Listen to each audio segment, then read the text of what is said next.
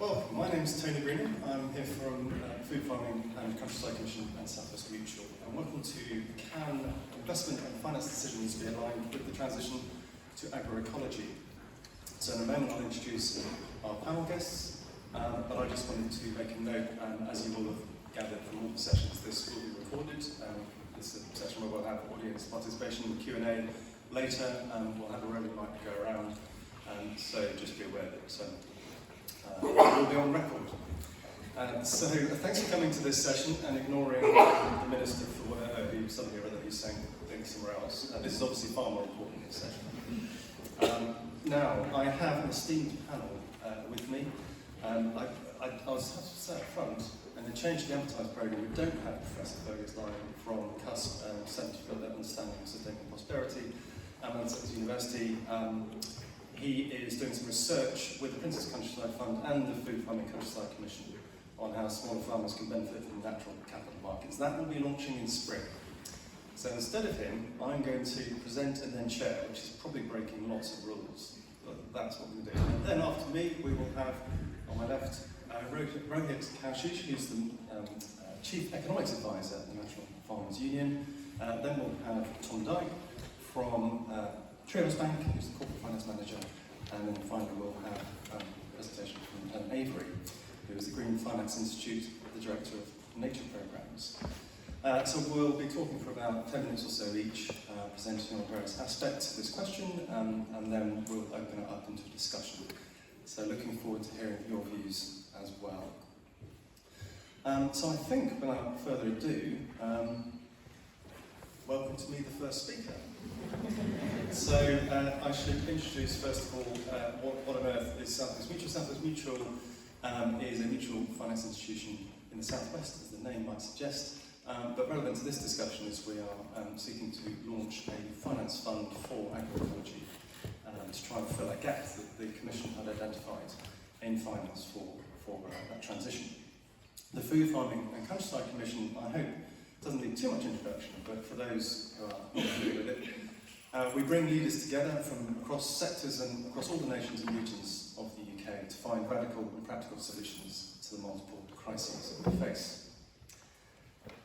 So, transition to agroecology. I should obviously there's an assumption in the title of this presentation, which is that that's a good thing. I don't think anybody in this room will need too much persuasion, but I'd just like to start with running through some of the research that the Commission has published, firstly on trying to answer very practically the question, well, is it feasible, is it practical to get the UK to an agroecological mode of production?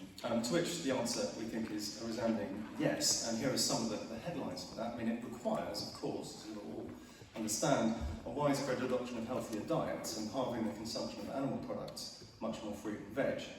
That enables the redeployment of cropland away from producing animal feed and frees up land for nature and reforestation and other uses.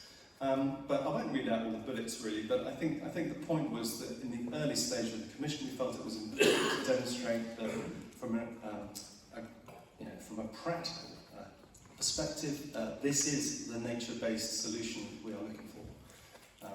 Now that's relevant, of course, to the Commission's view on potential trading of ecosystem services and natural capital, because we do not believe that any production of food needs to be sacrificed to also achieve that. So if it's a good idea, does it work for business then? So please don't ask me any questions on the last report, because I wasn't involved in that, but I did co-write these two, so you can ask me about these. We did the first report was looking at agroecology from the point of view of economics and business sense, and we argued very strongly that it is both good economics and good business practice. It is, a system that will certainly have lower costs, potentially have higher yields when you think about stacked enterprises and stacked yields, maybe achieve better prices, particularly for direct-to-consumer models. And then there's the question of ecosystem payments, and that's obviously a huge area of uncertainty, but the panel have done lots of work on how that can go and what it should look like. And then fifth, by the way, it's very important that in our view, from a real economics point of view, that the resilience of the system and of farming businesses is so much stronger under agroecology. But why doesn't it happen? Because of systemic lock-ins and barriers that exist. You have market failure, concentration, and mispricing in the market, so the markets aren't right to incentivise agroecology. You have policy uncertainty, there's been lots of discussion on that. There's also skills and knowledge need to support farmers and farming businesses through this transition, we believe, and it is also a very complex and risky undertaking for many businesses to go from relatively simple models that are chemical-based into ones that are potentially more complex. Now, one of the barriers, but only one of the barriers we identified, was a lack of suitable finance. And here it's, particularly where farms have the inability to offer security or primarily land to secure a loan. Also smaller farms, this is common with other small businesses across different sectors. Smaller loan sizes, small businesses struggle to access good value finance compared to larger ones. That's always been the case, sadly. New entrants is a gap. Although there is some supply, but still we need, and is there a desire, of course, and represented at this conference, particularly from younger people, to get onto the land and to form businesses, but the support for new entrants in terms of start-up finance isn't good enough, we don't think. And there's also, and this is a fairly critical one, through interviews with mainstream finance providers, there's a basic unfamiliarity with farming systems other than traditional intensive systems. And that, I think, will change over time, but we want it to change quicker. And that's one of the reasons why Southwest Mutual is trying to set up an impact-based fund to demonstrate that lending to agroecological businesses is actually less risky for banks than lending to chemical-based ones. And I'm sure that Tom at Triodos will show how Triodos has also demonstrated that in practice. So, if finance is a barrier to change, could it instead, is there any way in which we can reconceive it as a catalyst for positive change? And I'm hoping that our three panellists will all bring some insight to that question. So that's it from me on my slides, but I suppose it's just worth saying that I think when we talk about finance, we could be talking here about revenues coming into farming businesses, either from traditional food, fuel, fibre, or from provision of ecosystem services, or of course investment, which primarily in the agriculture sector has been good old bank debt. So it's already considered about financial flows coming into the sector. So I would like to now hand over to Rohit, who we're going to start with the farmer's perspective. And Rohit, as I said earlier on, is the Chief Economics Advisor at the NFU. And I will bestow upon him the clicker, and he's now in charge. Thank you very much. And thanks for that opening talk, Tony. I think there's loads there to build on. I think you're absolutely right in terms of a lot of barriers that you've identified, and hopefully I can add a bit more to that. And talk a lot about the work we've been doing at the NFU, trying to look at some of the solutions. So for those of you who aren't familiar with the NFU and what we do, we represent around 55,000 farmers, growers and those with an interest in the countryside within England and Wales. And we've been doing, there's been a huge amount of focus within my team. So I'm as a chief economist, looking at working with our climate change team and our environment team. The NFU, a few years ago, set an ambition for the industry to reach net zero by 2040, and that galvanised a huge amount of action on the ground within our policy teams internally, but also with our members. So we have a huge kind of array of member groups on the Next Generation Forum, the Tenants Forum, through to our sector groups who all look at this issue and say, actually, how do we achieve net zero for the industry? Alongside that, I also work quite a lot with our environment team, looking at ELMs and environmental targets and how does farming play a role in delivering environmental outcomes.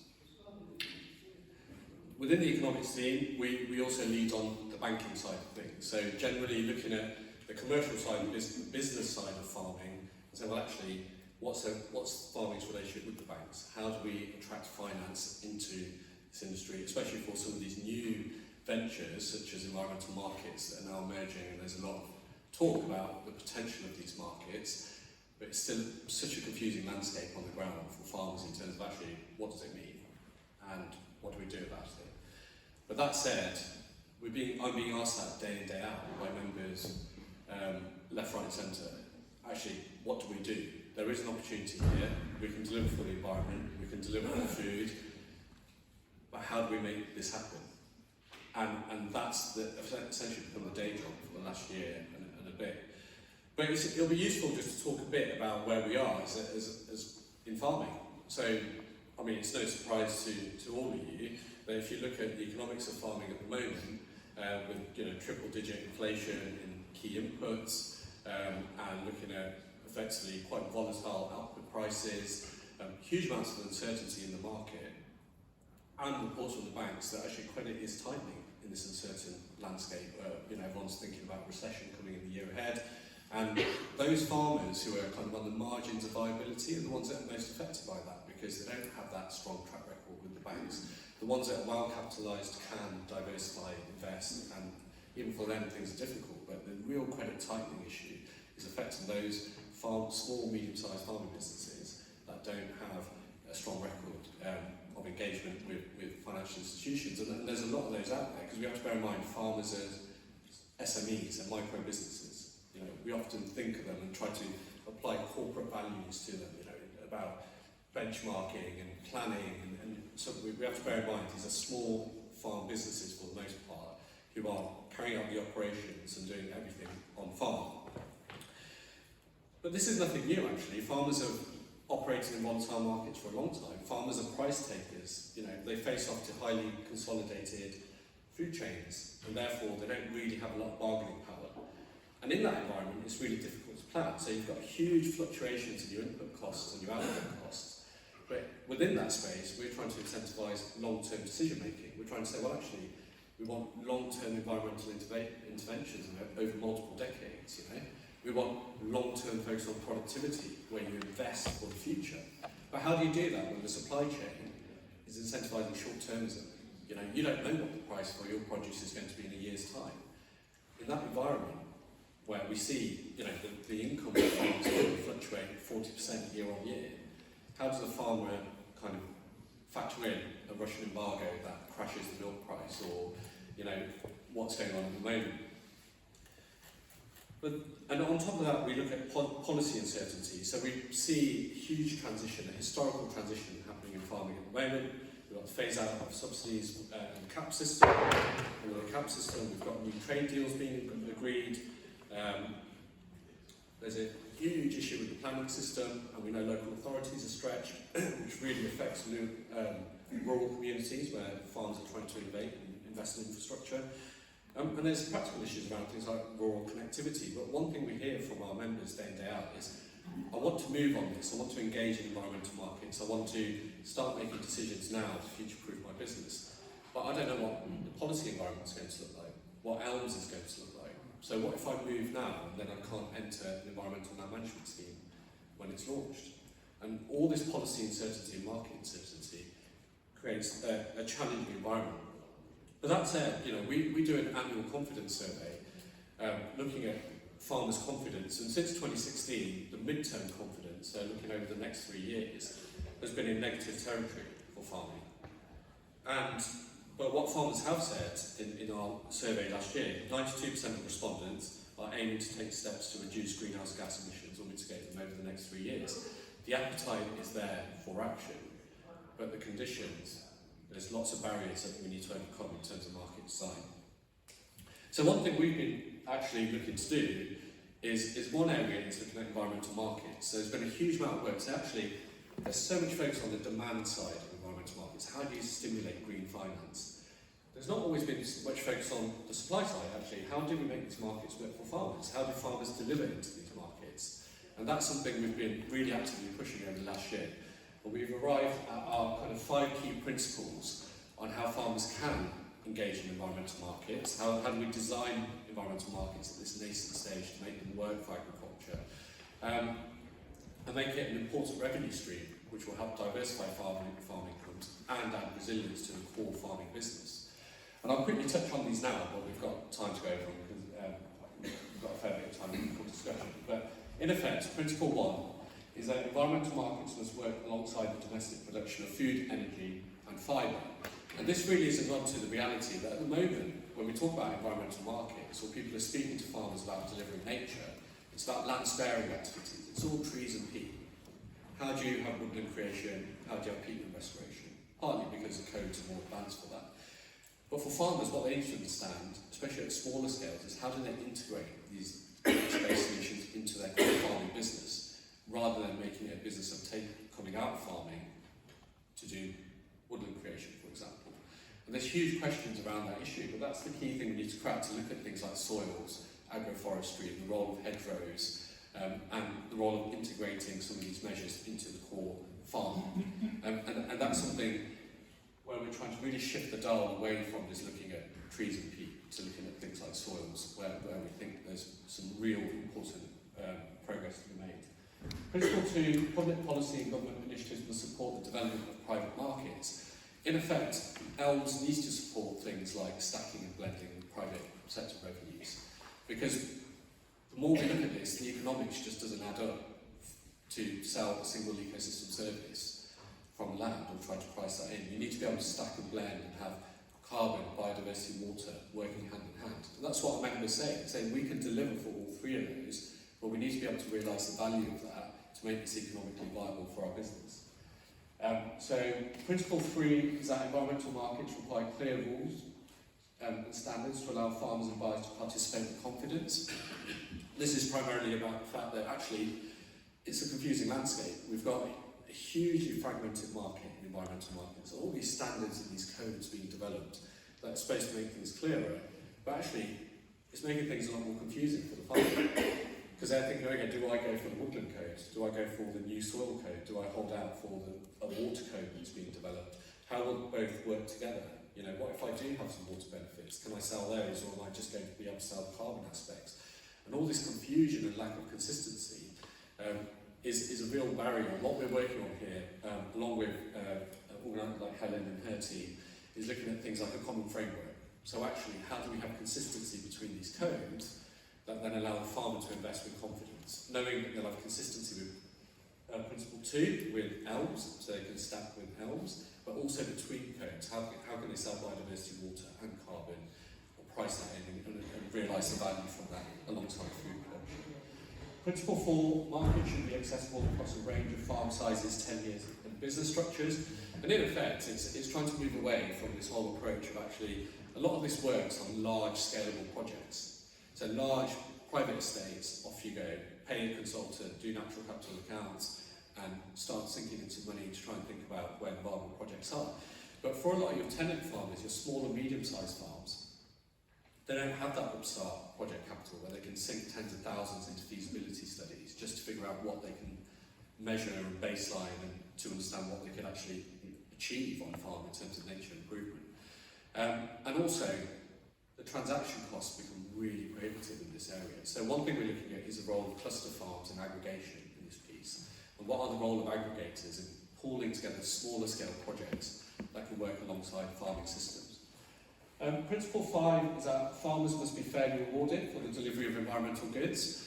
And in effect, what this is saying is that at the moment it's really difficult to understand the value of environmental projects or environmental outcomes. How do you arrive at a fair price?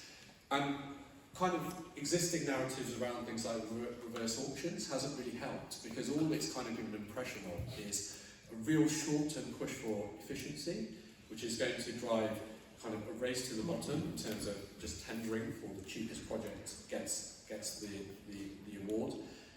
But these are long-term interventions, you know, these are multi-decade interventions. By nature, they need to be more collaborative. How can a farmer price in 20, 30 years worth of inflation and economic uncertainty when they're making a bid into an environmental intervention? They can't. And so there needs to be mechanisms in place for payment reviews, more collaborative working, where there's more equitable risk sharing between the farmer who's delivering the nature-based solution and the person who's buying the nature-based solution. And an acknowledgement that we share that risk. It's not just you deliver the outcome and I'll pay you if you manage to deliver that outcome. You know, there's rarely any other example of a contract where that works over these long time scales. You know, you get a builder at your house, he wants some of that money up front, then he wants instalments, and then sometimes, quite often, he wants a bit more at the end because there were unanticipated costs that have come up, you know. But this is the reality of these kind of big agreements, and it's something that needs to be addressed when we look at how these markets are going to be designed. But in essence, there's loads more I could say, and we've got a paper we can share, so do reach out, and happy to kind of wing it out to everyone, because we're looking for feedback, and we're looking to develop our thinking in this space. But we do feel like, actually, if these 5 principles can be met, we could structure a market that could work for farming alongside food production. And I'll pause there, and we can build on it in the discussion, but thank you. Thank you very much, Rohit. We'll pass on now to Tom. It's a bit like passing the conch on in Lord of the Flies, isn't it? So you've now got the clicker. Tom is from Triodos Bank, as I said earlier on. He will introduce his particular work. And if you excuse me, despite this being an ultra-modern, beautiful building, there is no clock within view of the speakers, as is always the case. So shall I shake this out for you? Is that right? That's useful, Tony. And thanks, Rohit, for giving a really comprehensive view on sort of some of the challenges around delivering ecosystem services as well. Agroecology. My name's Tom Dyke, I work at Triodos Bank, and my contribution to this session is hopefully giving people a bit of a perspective from a financial institution about some of the challenges and opportunities that we're talking about today. Probably a good place to start is a quick introduction to Triodos and who we are. Some of the audience you might not have heard of us, but we're an ethical European bank set up over 40 years ago in the Netherlands with the mission to make money work for positive social, environmental and cultural change. Food and agriculture, unsurprisingly, are very much closely connected with the essence of our bank, and that's really down to given the aim that we want to help create a society that protects and promotes the quality of life on a thriving planet. And I think therefore at a strategic level, it's really embedded in the group that the transition to agroecology is a key focus and key part of our strategy. And perhaps historically, or certainly even now, a key differentiator with other commercial banks. One second. So the next slide really is around a bit of context in terms of our strategy in relation to what we're talking about. And the times do seem to be changing in that hopefully we will have an increasing amount of net zero commitments from organisations and financial institutions around nature-related disclosures, even other nature-positive commitments, and that this becomes the norm, and the norm is to deliver against those. We are a founding member of the Net Zero Banking Alliance back in 2021, and we've recently made announcements about our overall and interim targets against achieving net zero, which you can see a graphic on the slide there. And apologies that it's perhaps ineligible at the moment, but I'll talk about that in a second. But I guess the key takeaway from this is that even for a bank which was set up with sustainability at its core and who has a very low carbon intensity portfolio, we're in a race that is very challenging to deliver on that 2035 target, and working in collaboration with our customers, our suppliers across all sectors is absolutely critical to achieving that. I think that's going to be done through a number of methods in terms of achieving net zero reduction, both passive and active, but crucially carbon sequestration and delivery of nature-based solutions as well. So in terms of our approach, as I say, we have a clear direction of travel in terms of what we want to do on a timescale, and we're going to provide more detail around that over the coming period in terms of how we're going to meet those interim targets and the work that we're going to do specifically to do that. But I think it's fair to say that this isn't going to be a fixed pathway to this transition.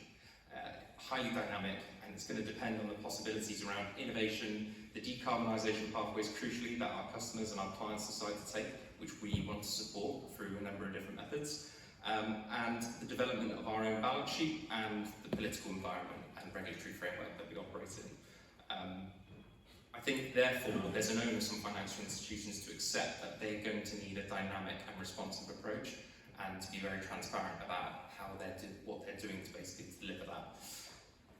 Our agriculture-specific interim target, which you can see on the slide there, basically shows a 75% reduction in the carbon intensity on our average loan and investment in that portfolio, which is clearly a sizable number by 2030.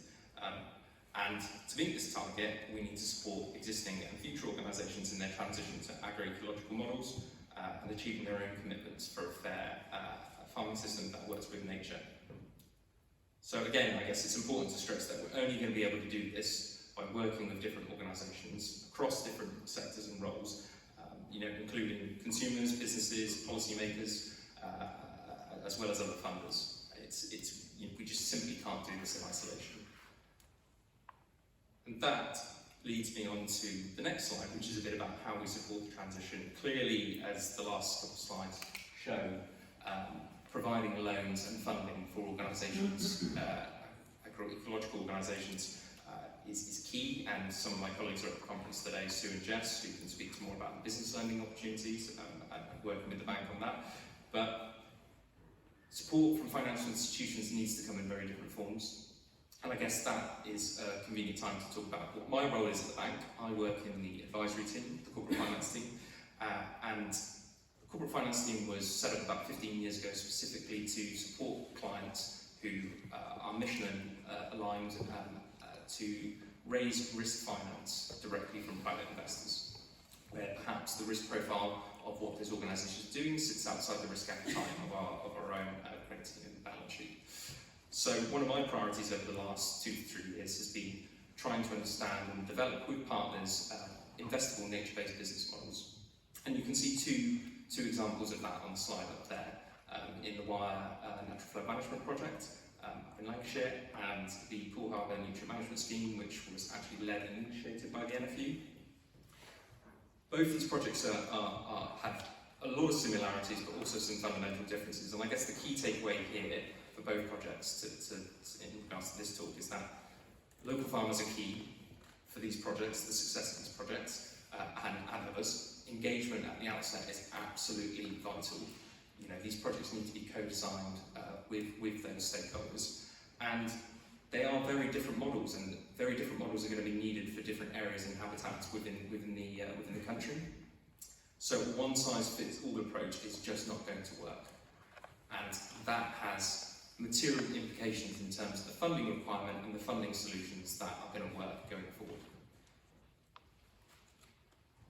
And that, I guess, leads me onto my last slide, which is a hopeful, useful segue to Helen's presentation, and it's a statement from a recent GFI report around financing UK nature recovery, released last year.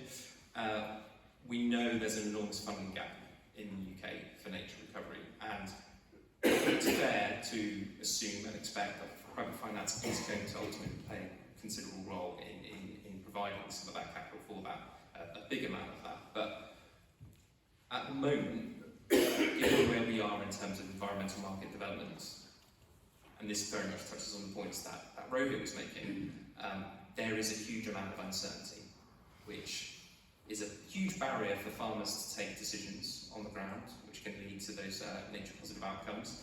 And that uncertainty is a huge blocker to investment, because ultimately institutional investors within the regulatory framework that they operate within, banks, their responsibilities in regards to their deposits, can't make decisions where the risk certainty is so high or even just unknown, and I think that's an important thing to consider as well.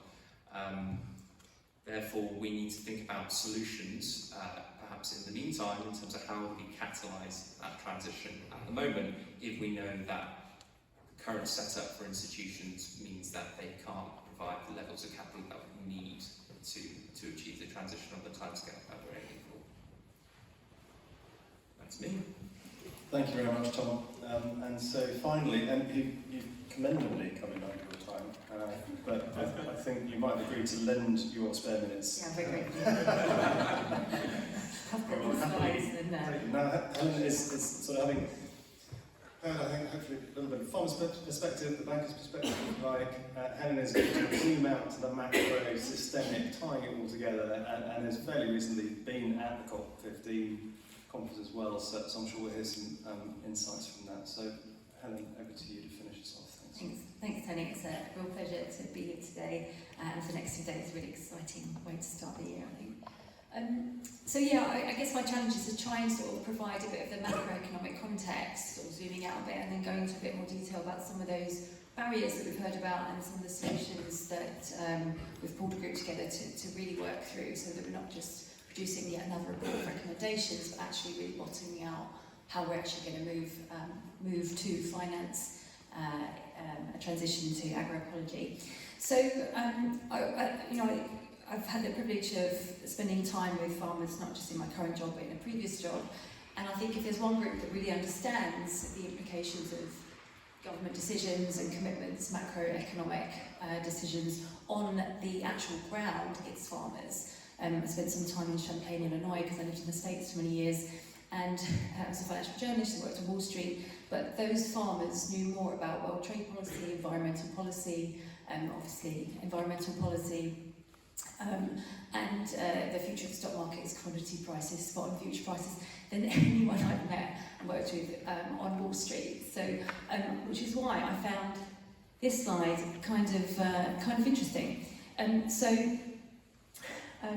Essentially, this was in the 2022 UK Agri-Climate Report, and it asked farmers what are your main motivations for taking action to reduce greenhouse gas emissions. And it's heartening, and as probably as you would expect from a farmer who are business people and obviously work in the environment, that the biggest motivations are about it being just good business practice and concern for the environment. So in a world where I work, where most people are motivated by profit, this actually makes me feel really good. What I do find surprising, just based on what I said earlier, is that actually the motivations are quite low when it comes to thinking about that global regulation and that market demand. And I'm not quite sure why, when it comes to climate and nature, we're not quite understanding that that is a huge pressure that's coming down the pipe in the next 8 years. So I thought I'd just really go over them briefly. This I don't think we need to hang out on this slide very long, because you all know about it. Obviously 196 governments agreed in the Paris Agreement to limit global warming to preferably 1.5 degrees Celsius, and the UK has a legally binding net zero target by 2050, interim targets to reduce emissions by 78% by 2035. As we all know, farming counts, so they say, for 11% of GHG emissions for the UK. So there's going to be a focus on how we're going to transition farmers to help the UK meet this commitment. Obviously, what that means, and this is a bit of a sort of a basic 101, I'm sure you're familiar with, what that means is when you want to sort of transition the whole country to net zero, you have to put pressure on financial institutions and businesses, the way governments do it. So typically what happens first is you'll have the central banks will come out and say, actually, we've now, as they've done with climate, recognised this is a massive risk to the economy at large. So now we're going to encourage financial institutions like Tom's and companies like Tesco's, Morrison's, Nestle to start reporting on what that climate risk is. And obviously, to be able to do that, they need to understand what the GHG emissions are of their supply chain and value chain, which ultimately ends up with the farmer having to report what their emissions are. So this is kind of how it works from the top down. I think we all know about this. 235 of the largest food and beverage companies in North America and Europe have commitments in place to reduce greenhouse gas emissions. Obviously, they're going to be working with their supply chain on that. So this is all happening, and it's the stuff that I'm sure you all know about. What you might not be as familiar with is that there are a whole bunch of biodiversity pledges that have also been made. There's a lot of words on this slide, and I will summarise them so you don't have to read them. It's one of my skill development for 2023 is to be better at slides. But basically, COP15, it happened in December in Montreal in Canada, and 196 governments came together there to create what's called the post-2020 Global Biodiversity Framework. So there's a whole bunch of goals and targets were set by these governments that will last us through to 2020, and they are very important. I don't think they've had quite the media coverage that we get with climate, and they're going to impact farmers. So target 2 is, we don't have a 1.5 degree equivalent or a net zero equivalent for nature, but there is a commitment by these governments that by 2030 at least 30% of land and marine area is going to be protected and restored. It's called 30 by 30. That's now a global commitment by governments. What was also recognised was the huge private finance gap. We often hear about the funding gap for climate. There's one for conservation as well. So there was a commitment by governments that they would actually start pushing private sector finance into conservation, and the way you do that is to simply make companies and financial institutions start reporting on what their nature-related impacts and dependencies are. And I'll talk a bit about in a moment about how they're going to do that. So this is all coming in the next 8 years. Just like companies reporting on their scope 3, going to be working with farmers around their own GHG emissions. They're going to be looking to farmers to understand what is the negative impact you have on nature and how can we get that down. And then target 7, which I don't think has had any press at all, which I think is just so important, is that there's actually a commitment to reducing excess nutrients lost to the environment by at least half over the next 7 years, with a particular focus on pesticides and harmful agrochemicals. So that's really going to be an important driver, I think, going forward for farmers in the next few years. And so just really briefly, because I have got an eye on the time, and what that looks like is just a mirror image of what we've had for climate. So we have the TCFD, which is the Task Force on Climate-Related Financial Disclosures. It's a framework to help companies and financial institutions report on their climate-related risks and their reduction in GHG emissions. We've got the same happening here in nature. We have the Task Force on Nature-Related Financial Disclosures. It's called the TNFD. Loads of acronyms, it's wonderful. We actually host the Secretariat to the TNFD, and that is launching in September this year and is on a path to be mandated by several governments. So there will be forced reporting by companies and financial institutions on nature and the nature-related impact. In addition, the central banks have recognised that nature-related risk is as important as climate-related risk, so we can expect that regulation to come through. Some global standards, the ISSB, another lovely acronym, the International Sustainability Standards Board, has also said that it's now going to start incorporating nature. And this is a standard that all companies and financial institutions report to globally. So I just put these up here to really emphasise that there's so much top-down pressure coming that's going to end up with farmers. So what that looks like for farmers then is that there's pressure to reduce greenhouse gas emissions. This we already know. There's going to be increasing pressure to reduce the use of agrochemicals and pesticides. This is part of the GHG emissions reduction story, but also now this nature story. It's going to be an increased pressure to play a role in protecting and restoring biodiversity, sequestering carbon, reducing, capturing methane, and reducing nitrate emissions. What was really interesting about COP15 was that there was so much focus on Indigenous peoples and the role that they play. And the point was made that for a lot of developed economies, we don't really recognise ourselves as having Indigenous peoples. There's actually farmers that play that role for us as land stewards, but also as sort of protectors of tradition and culture and nature, and often language as well. So I think we're going to see a lot more focus on how we can support farmers towards this entire movement that we have over the next 8 years. And then I just put in here, sort of coming down the pipe, I think we're also going to see an increased focus on methane reduction, just because we're going to be hitting certain tipping points. Reducing methane can get us to a safer place more quickly than reducing carbon dioxide. And climate adaptation is something that's becoming more important now. We're recognising the impacts of climate and not just thinking about mitigation. So water retention, water use reduction, waste management, soil health improvement, food security are all coming. So the question is, you've got all these top-down pressures, but what does that look like actually on the ground? I think we make all these global commitments, but to Rohit's point and to Tom's point, why it's really hard to actually get the finance moving is that so much needs to happen actually on the ground that isn't being taken into consideration by global governments when they make these commitments. So part of what we do at the Institute is really try and bottom out actually, how do you actually implement all these changes and commitments that you've made? So this is another survey that was done in the UK Agroecology report. What is holding farmers back? And to all the points made earlier, it's just no one knows what the hell they're supposed to do. It's just, there aren't the standards in place yet. We don't actually know if we're supposed to baseline or baseline now. Should we have baseline 5 years ago? What if I've already done amazing things? Can I count that? So it's just a lot of uncertainty and lack of information. And also, it's just too expensive. So what we've done is we've pulled together a group. This is what we do at the Green Finance Institute. We create coalitions. We pulled together a group, Rohit's on that group, the Tenant Farmers Association, several other farmers, traditional agricultural banks, other innovative financial companies, Tesco's, Morrison's, a whole bunch of others, large estates, Marks and Spencer's, we could go on, to actually come together and say, well, what is the challenge? How are we actually going to get this done on the ground? And to Tom's point, it's actually not an issue about the finance, because several of these groups are willing to finance the transition. So, for example, consumers aside, what we're finding is political hot potato. No one's expecting consumers to pay for it, which is a shame, but that's where we are at the moment. But it's going to be a blend of government paying, the food and beverage sector, these payments for ecosystem services through new environmental markets that Rohit mentioned, and to some extent farmers when they can afford it. And obviously we understand that many farmers can't afford it. So this is who is going to fund the transition. And what we found was, when we actually spoke to all these groups, consumers excluded, they all share several barriers to why the finance isn't moving. It's not, as I say, that they don't want to move the finance. Financial institutions are really keen to make money and move finance and hit some of those scope 3 challenges that are coming. But it's actually there's a lack of agreed data sets, that lack of standards that we've talked about earlier.